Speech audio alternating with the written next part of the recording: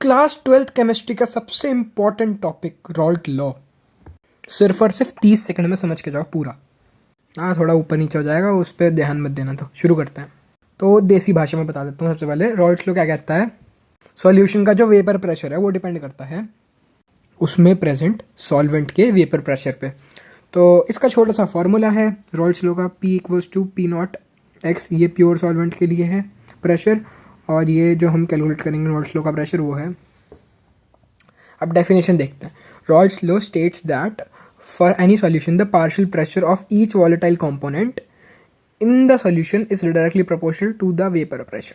ये हमारी एनसीईआरटी की डेफिनेशन है, जो कहती है कि रॉल्ट्स लॉ स्टेट करता है कोई भी solution, for any solution the partial pressure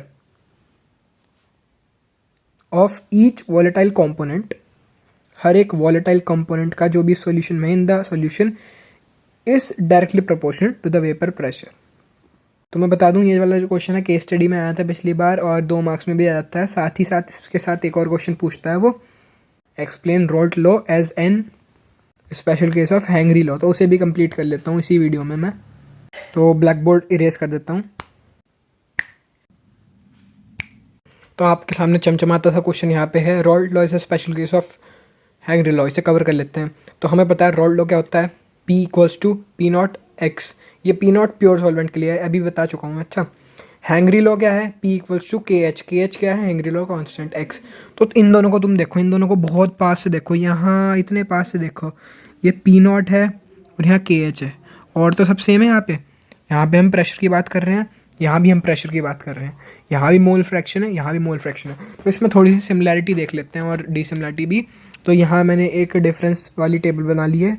ये हेनरी लॉ है, रॉल्ट लॉ, ये सॉल्यूट है सॉल्वेंट। हेनरी लॉ क्या होता है, गैसेस के लिए तुम्हें पता है कि कोल्ड ड्रिंक वाला एग्जाम्पल भी बहुत फेमस है, किसी भी लिक्विड में गैस को डिजॉल्व करने के लिए। ये जो गैस थी ये पहले लिक्विड थी, जिसे हमने वेपराइज करके गैस बनाया। तो यहाँ पे सॉल्यूट गैस है, गैस डिजॉल्व इन लिक्विड, और यहाँ पे सॉल्यूट लिक्विड है रॉल्ट लॉ के अंदर, जो कि लिक्विड के अंदर ही है। तो लिक्विड लिक्विड का सॉल्यूशन है, गैस लिक्विड का सॉल्यूशन है।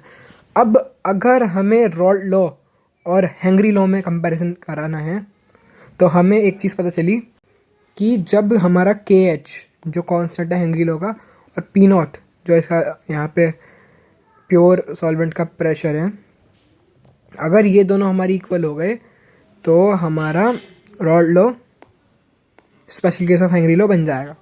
समझ आया हो, चैनल को सब्सक्राइब करो। समझ नहीं आया, वीडियो को डिसलाइक करके भाग जाओ। बाकी अगली वीडियो में हम पढ़ेंगे लिमिटेशन ऑफ रॉल्ट लॉ, अगर कुछ है तो।